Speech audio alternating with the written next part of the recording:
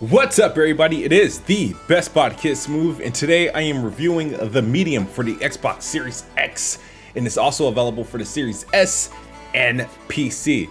Now, let's talk about it. The Medium. It's a third-person psychological thriller horror game. Maybe it's some people want to call it a walking sim. Some people could call it a puzzler. This game was developed by Blooper Team, and these are the guys that did games like Layers of Fear, Blair Witch, and I think there was another one, Observer.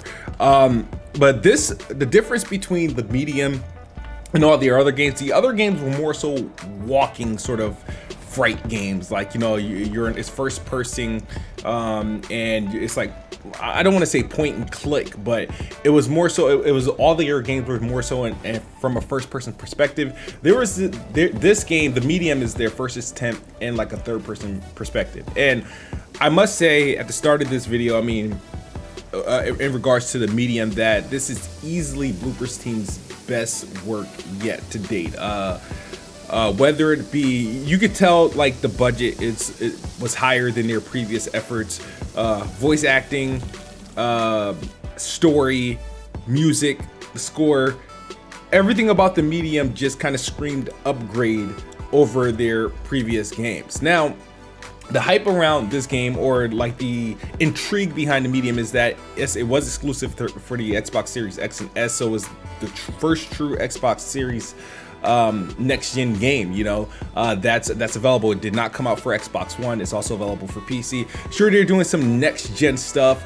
This game does feature ray tracing. However, it is 30 frames per second, and it's a dynamic resolution, which at worst case scenario on the Series X, they're saying it could go as low as 900p during split screen action moments, and then obviously the highest resolution it goes is native 4K, same with the Series S, it's like 648p to 1080p, but those are worst case scenarios. So in regards to the game, man, you play as this character. Her name is Marianne, and she's a gifted woman that has the capability to communicate with the dead. She has the ability to kind of like step into the spirit realm and in real life, and that's what we see in this game. Blooper Team uses this what they call a patent dual reality gameplay, where in some sequence you're controlling the screen is split because you're pretty much participating in two realms at the same time, and they both interact with each other. It's actually a cool concept. In some cases you're able to fully embrace one realm over the other. In some cases it requires you to be present in both, and you pick up collectibles or activate things in the other realms, and they kind of communicate with each other.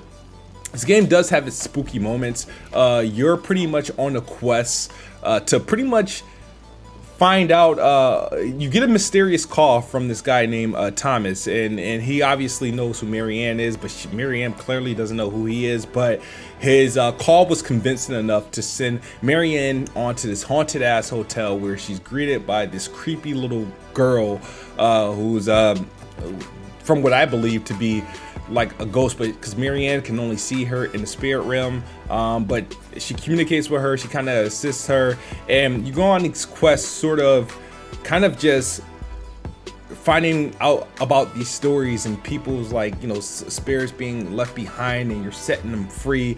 The thing about Marianne, what at her day job, I want to say she's some sort of mortician. I know she works in a funeral home, but what she does in the spirit world, she sort of set souls free. She helped people cross over. That's kind of established well into the game. It's not something that she gets, you know, at the start of the game.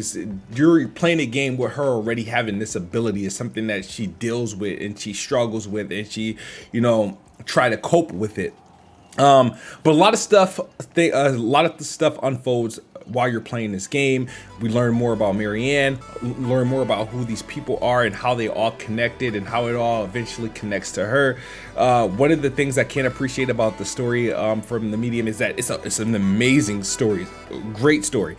I'm surprised of how well thought out the story was. In the gameplay elements, sure, it's different. It's a combination of walking sim, puzzler. It's about putting pieces together, and the way they incorporate their their split screen dual reality gameplay, I feel like they did a good job from the perspective. There's not much action going on in the gameplay. Sure, your shocking mechanics, you're running around and running away from big creatures, you're tricking them, you're putting them in positions where you can actually do damage to them in particular ways. There is more than one playable character in the game, but I don't want to spoil it for you. I guess how I could sort of summarize the Medium is that the Medium was a game done by a Blooper Team, and Blooper Team don't have a catalog of amazing games at all. So my expectations for the Medium was very, very, very low. And when a game released, I gave it a try, and I had a short leash with this game, meaning if this game didn't interest me in the first 20 to 30 minutes, I was turning it off and I was gonna drop it. But that didn't happen.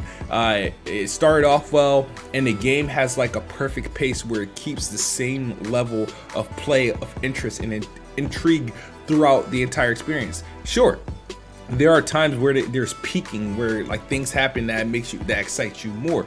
There's jump scares in the game, but there's only one, so the game is not really a jump scare for us. It's more of a psychological things. Sure, there's little things there and there that will happen that might spook you out a little bit, but I felt like the pacing of the game is awesome.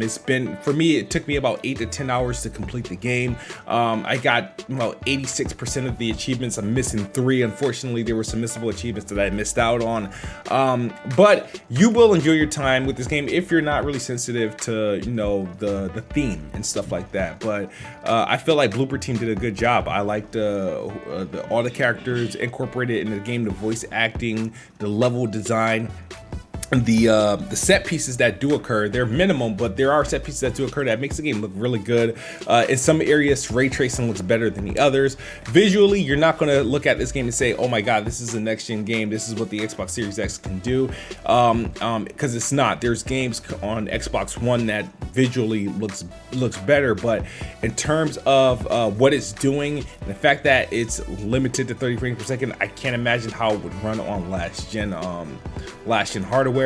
But overall, the flaws of this game is more so they're all sort of related to performance issues. More so, the game runs at a decent 30 frames per second. And when I say decent, it's not like jumping all over the place. However, there is like a frame time issue, like a frame pacing, where it's like the frame rate's not dropping, but it does like stutter a bit. And I didn't notice it until I unplugged my Series X from the TV, which is a VR FreeSync setup, which Series X takes advantage of all that special stuff that helps smooth out gameplay. And I plugged it into my capture card, and then I could see the flaws displayed on my monitor when playing. And then there's also like some graphical noise. Now, at the time of this review, they might have patched this out, but at the time that I was playing with it, there was like every now and then these errors. It was like these colorful dots would appear on the screen, and at first I thought it was a part of the game, but then again they look out of place, so I figured that might be a bug. It doesn't happen all the time, but it did occur, and I figured I have to point that out. So the issues that I had with the game was more so related to its performance. It's not a perfect, flawless game. In terms of character animations, could they have done a better job with animations and even up the visual quality up a bit? Sure, they could. But overall, as a video game, I enjoyed it, and I wouldn't mind actually playing through it again. Who knows? It may potentially come to PS5 in the future. Who knows? But right now, it's on the Xbox Series X. It is a game that is available on Game Pass, or if you like to own your games, you can buy this game for $49.99. It's actually on sale for $44.99, and it's available on Game Pass. People ask, what's my thoughts on the game? If I had to give it a score, it would easily be an 8 out of 10. Or I highly recommend it. Let me know your thoughts on this review and this video, and I want to know if you played the game. I want to know your thoughts. As always, Xbox is the best box. I am the best bot. Good night or good morning if you're on the other side of the globe. We're out of here. Peace.